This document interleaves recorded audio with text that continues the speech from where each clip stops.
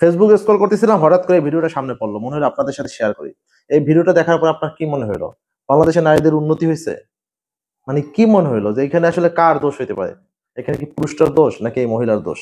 দেখে তো মনে হচ্ছে স্বাভাবিক। কমেন্ট করে জানান।